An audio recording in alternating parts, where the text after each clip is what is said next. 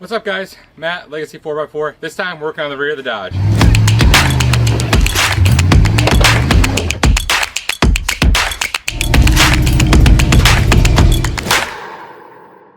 All I did was just cut the back of the frame off. The back of the frame just had a bunch of mounts for the old sheet metal dovetail and then some random other jargon that I left back there. What I was left with was this nice flat chop on the back of the frame. Gives me plenty of room to do some leaf spring hangers and put some mounts up there. So it should be nice and simple. So I am using this 2003 Super Duty rear end. Came with leaf spring perches on it, but the leaf spring perches that were on it aren't going to work. As you can see, that leaf spring perch is just way too far outboard it. With that mount being so far to the outside of the frame, I'm not going to be able to use or make any mounts that are going to really hold a full-size leaf spring. So we're going to have to inboard those. So as you can see, I already started tearing up a lot of stuff, getting things in place.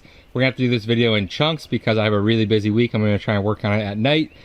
Through the nights. So as you can see, I've got some leaf springs sitting over there. I've got the axle roughly sitting in the back of the truck. I got the truck chop, so here's gonna be our starting point. I think what I want to do first is connect the rear of this frame to really even out and add some structure to the rear of the frame and keep it nice and sturdy, like, you know, a cross member bumper sort of thing. So I think I'm just gonna plate the back of the bumper and then we can go from there trying to get the suspension set up. So let's get to plating the back of the bumper. To plate this bumper, I'm going to use a nice piece of 1/4 inch plate. Just kind of plasma cut it to size. Not really a lot to it. So let's get to it.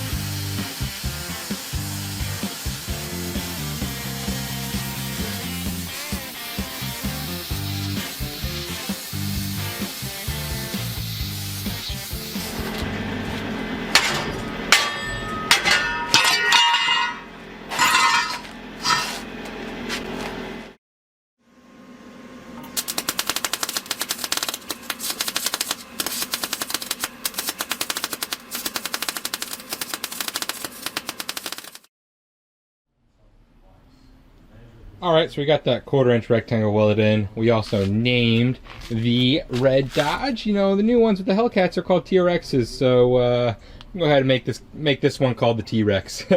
Nice and fun. That's on there permanently, so I can't change it now. But yeah, it's getting late, so we're probably going to call it here today. Like I said, we're going to do this one in chunks, so next time we come at this, we're probably going to get that axle mounted, and that's going to be the plan. I will see you guys tomorrow. Alright, so it's been a while. I'm going to catch you guys back up on where we're at with doing this back half and some things that you've missed since I haven't recorded a back half video in about a week and I've done some upgrades.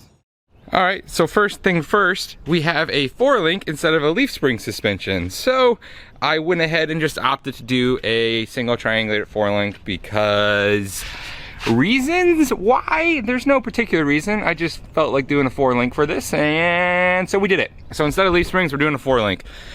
But since it's a 4-link now, that means that we're gonna have to do some more radical chops to the frame, because theoretically everything behind this point right here doesn't need to be here. So I'm gonna chop this whole back of the frame off, redo the roll cage in the back, retie everything together, and lose about 200 pounds in the back of the frame. So with it being 4-linked, that's how the stance looks. It's still about 122-inch wheelbase because the front got stretched with the front leaf springs, but that's how the rear's gonna look. It's stuck right behind the cab for some nice radical looking designs. Biggest thing though is that that whole back section of the frame is not needed, and I'm not gonna need it for any storage or anything, so that's gonna get chopped. I'm gonna chop it right behind those coilover towers and that truck bed crossmember that's factory. So right at that line right there is where it's gonna get chopped. Once it's chopped right there, I'm gonna redo all of the cage work, the design, implement the fuel cell, put some fuel in it, and then I can put the coilovers back on and measure for spring rates and whatnot. But until that point, we got to get rid of all this extra weight. That way we can set the proper spring rate for our coilover so we can get a nice flexy suspension. And in case you haven't seen these Barnes coilover towers, they are freaking beef. These are 1/4 inch, all laser cut, all professionally bent, and they are outstanding. I love these Barnes coilover towers. They should operate absolutely perfectly. And before you get me on, like, you know, the single shear welds and everything, there is going to be a cross member going between those two, and then these are also going to be fish plated to the frame itself. So there'll be more. We'll get to that after we do the frame chop and we know what we're working with, but until then, those are just sitting in place just like that. I don't think there's really much more to say about catching you guys back up. That's just where we're at. So let's turn the plasma cutter on and get to chopping.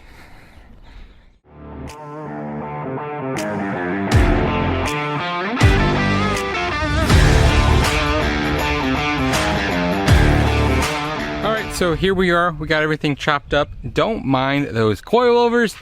Those are in place for testing. You will see that, or you will have seen that in the 4-link video. Those are just there so I can order the proper springs for it. But we got everything chopped off, and then I went ahead and welded in those down pipes for the roll cage, so those are there already. Here's what we got to work with. There's a few more things we need to do. First thing we're gonna do is probably install the fuel cell in the very back, make a nice simple mounting for that, get the fuel cell in there, and then we gotta build a bumper around that cross member that kind of arches to make room for those upper triangulated arms. And we gotta add all of the extras like the spare tire and the high lift and, you know, an axe and a shovel and stuff. That way there's some more weight back here. So there's not really much more to say about this. Let's go ahead and get that fuel cell in there. Alright, so it's been a few days. I've been waiting on a bunch of parts to get in the mail. I went ahead and mounted my high lift jack as well as my shovel and axe for my just in case circumstances.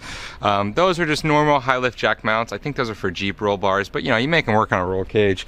And I got rubber mounts for the shovel and axe. So the last two things I need to do for this back half, surprisingly, we're almost done. The last two things Surprisingly, we're almost done with this back half. There's only 2 more things left on my to-do list. The first thing left is making a rear bumper of sorts.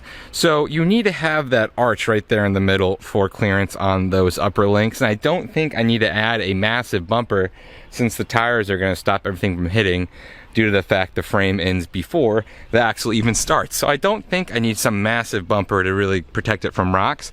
So what I think I'm gonna do is just use this 1/2-inch plate right here and add some support to the sides as well as those 2x4s just for looks.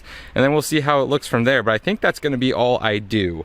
So we'll see how that turns out. It's not going to be much, but you'll see when it's done. Second thing we gotta do is plumb the fuel systems. As you can see, I have my fuel cell professionally strapped into the chassis. All that is 2 ratchet straps with a mount welded to the bottom right there with some 1x1 angle. It's super simple. And while we're down here, let's talk about the fuel system. So that is a 100 micron filter going into a fuel pump, which is then going to take an 8-in line to a 300 micron filter. You can see it leaning down, which is then going to go to the hard lines going into the original lines for the truck. So this truck needs to run about 41 PSI-ish. So that regulator is going to be good for that, as well as that pump is going to be way overrated for what I need it to do. But at the end of the day, overrated plus a regulator is going to be a really good combo for always getting fuel. So when that's all buttoned up, I'll get under there and show you guys a nice clean picture of it. But for now, that's the talk through. So with all that being said, let's get to welding on that plate to those end caps, and then we can see how everything turns out. Alright, so I know this whole video has been a bunch of just big steps forward and me not showing a lot of the work.